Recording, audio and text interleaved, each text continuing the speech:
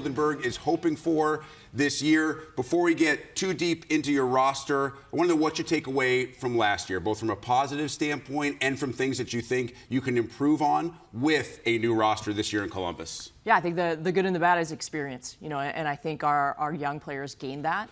Having Londot and Rader back for a fifth year is huge. I mean, just their knowledge of the conference, what it takes to win, playing at a high level, and bringing our younger class players along. I think it's super important for where we want to go and what we want to do this year. So we're going to rely a lot on the experience, the hard lessons we learned with the losses we took last year, but excited for something new and more this season. So how much do you rely on those two specifically, and not just on the court, but off the court and all the stuff that goes on around school and that freshmen could potentially be overwhelmed by, for those two to kind of shepherd everyone else in and make sure that they don't feel overwhelmed? Yeah, we rely on them a lot. They're two of our captains. Our other seniors, Sydney Taylor and Megan McCann, are our other two captains. We have 4 this year. And I think their leadership, their just knowledge of Ohio State and what all of that means, they're just passing it on daily to everybody else. And I like where we are in a leadership standpoint. The leaders, in waiting, they're ready to go. But for this season, we're going to rely a lot on Emily and Rader on and off the court. And you could certainly argue that there's never been a season when experience and leadership has meant more, could potentially mean more than this season, with the addition of 4 schools. So much change going on inside women's college volleyball, inside college sports as a whole. What's your perspective, and how do you approach all the unknowns that are out there this coming season? Well, I think it's a great opportunity to look at it as, how do you prepare for postseason? You play everybody once. And so this year we're playing 3 teams twice. Everybody else we play 1 time. You have 1 shot at them. And so it's how well can you prepare during the week? How good are your scouting reports? How well can you make adjustments inside of a match? You can't wait till the next time you play them. You might not have that chance. And so I think this is a great opportunity for us to look at it as, how do we prepare for the postseason? Because we're getting back there. And new places, new venues for your student athletes to see. I know you take one of the very first road trips out west. I believe that opening weekend, you travel to USC, UCLA, Indiana's the other team that travels west. How cool is it for your players to get to see cities? Most of them have probably been to LA, but maybe they've never played inside Galen, inside Pauley, to get inside those historic venues. Yeah, I think that when you have teams like that have a history and volleyball's high on their radar, it's fun to go to those places, regardless of who you're playing. And so to open up the Big Ten there and welcome them to the Big Ten, but also show our players, what that looks like on the West Coast, I think it's super exciting. Those teams, those venues, and the ones inside the Big Ten have obviously driven the sport to a popularity spot where it's never been before. How fun has it been to be part of the ride? Oh, it's awesome. I mean, I enjoyed it as a player back in the day, but now with just the growth of volleyball and how much the spectators are into it and they want more and more and more, I think it's just the perfect time to be in the game. Could you have envisioned it would get to this point when you were a player? You hope for it. Yeah. You're always hopeful for that, but to see it happen and to see it happen in Columbus, I think is more special since I was a player at Ohio State. Maybe even more importantly, how does the sport continue on this trajectory instead of plateauing? Well, I think you're seeing it. Our match against Michigan is in our basketball arena, and so we're trying to break the Ohio attendance record. You see Wisconsin going to the venue for their basketball arena. You have Purdue going to matches like that. Obviously, what Nebraska did last year. I think we're just looking for those extra things to get more people involved and get the excitement to keep going on the up. Yeah. So how do you're worried about the day-to-day, you're worried about match 1, you're worried about your roster, but there's all these external factors right now that we don't know. There's pay for play and revenue sharing and how that will affect non-revenue sports. And then, as you mentioned, you're trying to figure out other ways to keep it fresh, to make it different. How do you balance the two? Well, I think we're really fortunate to be at Ohio State. I mean, our administration is, at the table daily in those conversations. And to be in a program and have a brand like Ohio State, we're just in such a great spot. And volleyball is valued at our university and will continue to be that. So the balance is communication with your administrators, it's communication with your athletes, and then let's go win. Let's find ways to win. And that's what brings us all together, is how do we battle in order to win those big matches? Since you bring up administration, and I didn't have this scripted, but I'd be remiss not to ask about Gene Smith, who departs. Ross Bjork obviously takes over now as the new athletic director. And Gene was such a believer in all of women's sports and what women's sports could do for a university, not just what the university could do for women's sports. Would love your thoughts on what he meant to you, to your program, to Ohio State athletics. I mean, he's the GOAT. Like I just, He is the GOAT. He's super impressive, and I think the legacy he's left will continue to live on just because of the people. And we talk about people play. People, now I've lost it. There it is. See, I got your emotion. I got emotional thinking of the GOAT. Yeah. Hopefully, Gene's watching. The people, the tradition, the excellence, and those are the standards that we set on a daily basis. And so Ross coming into that and having to be working with Gene for months in the transition, I think that's pretty rare and pretty special. And so I think as Gene transitions out, we're going to miss him dearly, daily. But then Ross coming in, providing something fresh, but holding on to a lot of that tradition that we have. I think it's a special time for us in Ohio State, and I'm excited for the future. Yeah, among all the great things that Gene did, and Gene was, the most amazing thing, he knew everybody's name, every single athlete and assistant coach in the biggest athletic department in the country, and it changed every year. I have no idea how he did it. And more. Like, it just didn't know your name. Like, he knew what sport you played, he knew something special about you. Like, it was impressive. Pretty amazing. All right, let's dive into your team a little bit. Stylistically, Jen, when your team is playing the way you want it to play, when it's playing its best, what are we seeing? We're gonna run a faster offense this year. I think that's exciting. Where ball control is going to be key for us. The first and second contact with the first pass, and Mia, Gibby, all the setters just running a fast tempo, and we want to beat people with speed. So that's no secret. So anybody watching this and be like, oh, Ohio State's running fast. Like, that's what we're going to do. That's what we do. Yeah, and I think that's what's exciting is that the arms that we have in our gym right now, we have some depth. We have people to take some pressure off of Londot and Raider. I think it's going to be very exciting type of style on our side of the net. With those two, you have so much offensive firepower, the ability to swing from a lot of different spots, a lot of different angles, even on out-of-system balls. But defensively in this league, we have so many arms on the offensive side that defensively you have to be really good at not just the dig, but getting that ball into a spot where the setter can put it in the right spot. Where are you in that build and where you want to be on the defense turning into offense part? Yeah, I think we're in a good spot. I think our back row players, whether it's our defensive specialist or our pins, taking a big load of that. But I like what we're doing out of system. I mean, everybody's able to set the ball. Obviously, taking the doubles out of play, like everybody can set a ball without being worried about the whistle.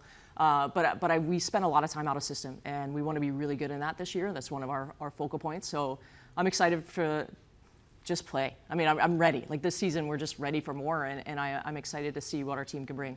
Sydney is with you after playing in all 29 matches last year as a player rep today. We'll hear from her in just a second. What are you looking forward to her providing in 24? Senior leadership. I mean, she's been a captain for us for the last 3 seasons. So as a sophomore, she was voted captain. I think that says a lot for her presence, what she brings every day.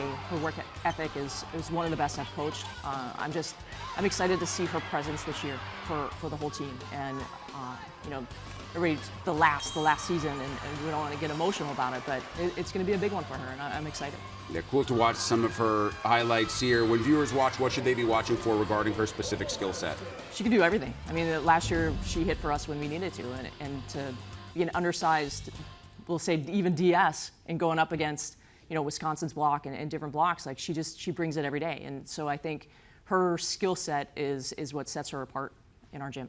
Mia's here as well. We don't get a lot of underclassmen usually coming to these media days, but she's obviously playing above her years. Terrific freshman season, averaged about 9.5 assists per set. What's the ceiling? How do you help her get to that potential? I mean, the ceiling's huge. I mean, I don't even think she's close to what she's capable of, which is exciting because she's doing a really good job for us already. I think the experience she gained last year will translate into a great sophomore season. I'm excited to see her development over this past year and for you guys to see it as well. But I think she also brings a lot of leadership qualities that we need on the court in that position. Historically, what have you seen in the biggest growth areas from important players from their freshman to sophomore seasons? Where does it manifest itself most obviously? I think just, patience inside of a point.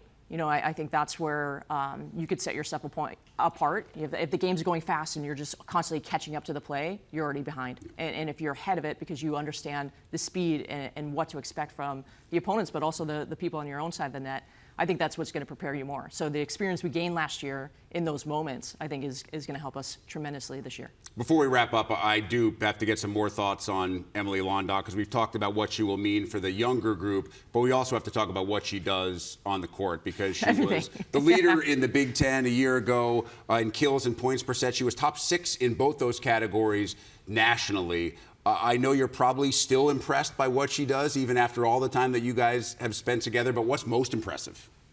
That she does it every day. And there's no breaks. And she's a workhorse for us. She's an emotional leader. She's a vocal leader.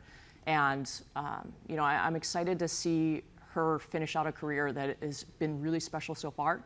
But I think this year's even going to be bigger and better. I know you've said it's hard to say goodbye to players. I'm assuming she's going to be one that it's going to be really seniors, difficult to say goodbye night. to when she's played her last match. Yeah, well, you try not to think about it, but you do. And I think the 4 seniors, but then Rader and Londot, and yeah, tears come to my eyes when I think about it. I mean, even with my daughter, she's like, "Stop talking about it." I'm like, I can't. I can't do it. Yeah, I can't do it. It's coming, and so I'm trying to prepare myself. But until that moment, we're gonna have a good ride. Jen Flynn Oldenburg, Ohio State head coach, we appreciate the time. Best of luck this season. Thank you so much.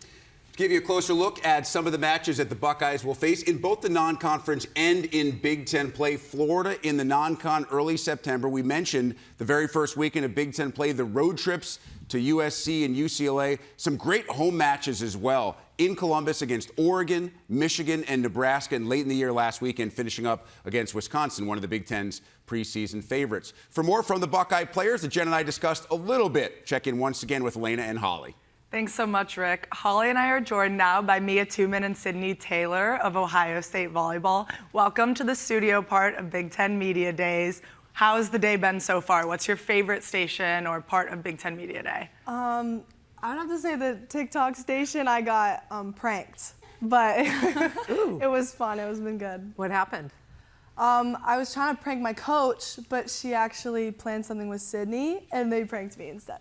Fun. Okay, so we'll be seeing that on TikTok. One of the You will few be seen on coaches TikTok. who wanted to do TikTok. What about you, Sydney? What's been your favorite part? I think all of it. It's just been really special just seeing all the other athletes walking around and the coaches.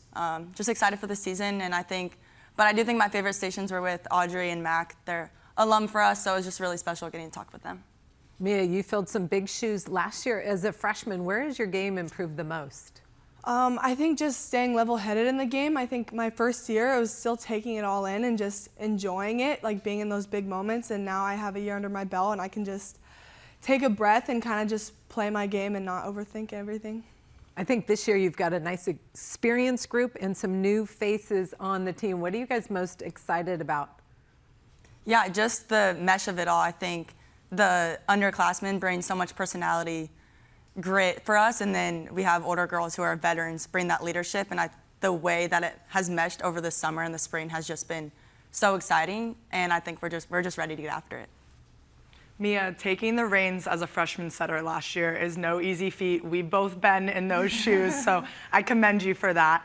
How was that experience as a freshman setter, and what are you focused on going into this season? What aspects of your game? I know Coach said you're going to run a faster offense. That's a challenge in itself. Has that been your main focus? Yeah, I mean, honestly, I feel very lucky just to be at Ohio State, where I don't have a lot of pressure on me just because the upperclassmen take a lot of that off. They let me be a leader from day one since I got there, which has just been really special, letting me give my voice and just play how I play and bring that into our team. But yeah, I think I've got the best setting coach, I think, in the country with me, and having her by my side just gives me all the confidence to know that if we're going to change something up, we're going to do it, and it's not going to be a problem. If you're going to run a faster offense, first contact's really important, and that means you, Sydney. Yes. How important is it to your backcourt that you're out there with your experience? Yeah, it's just a huge part having everyone together. No matter who's passing back there, we have changed so much in the spring of whether that's technique, seams, all that stuff, and the work we've put in this spring will show, and we're so excited to show that offense, but we're more excited to start that offense back there. We saw you last year step in and hit, serve. You did it all for the team. Maybe you'll come set, I don't know, jump in the middle blocker position, we'll see. What's that experience like for you, just kind of being able to step in for your team wherever they need you? Yeah, and that's all it is just stepping in wherever we need it. Not everything's going to go perfect all the time, and whatever that looks like, our team's flexible, no matter who it is, whether it's me, Mia, it doesn't matter who it is, just being flexible and being creative. Last year, we had to be creative with what we had, and just our opponents, our matchups, scouting, all that stuff, and it doesn't matter who it is, and that's what our culture is and team is, and whatever that is. Have you guys spent time in the summer together, and what's the energy like?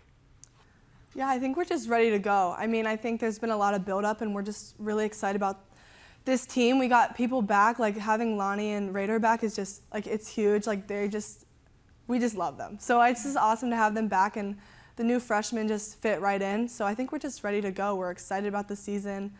Yeah, I would just say we're ready. We've been waiting. How would you define Ohio State volleyball culture?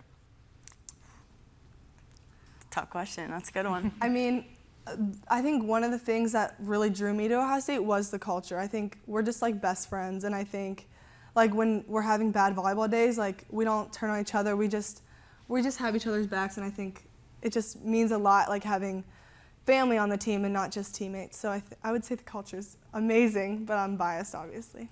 Yeah, it's special. I think everyone's been a part of different team cultures, but to me, being a Buckeye and being a part of this program is so special. Just starting with the coaches, they're like our parents, but also they're our leaders and teachers. So it's so special to have them and their experiences, but also our teammates, like we're best friends, and it feels like family. And when you're out there on the court, it makes it even special. So just that standard that's been set in the gym has been raised, and we want to get those goals this year. And I think that mindset change has really changed the whole culture for us. What do you guys like to do off the court to unplug a little bit? We really just like hang out, like sit around and talk. I think that's probably the biggest thing. We like coffee, so we'll go to a coffee shop like every time we travel, go to a new one.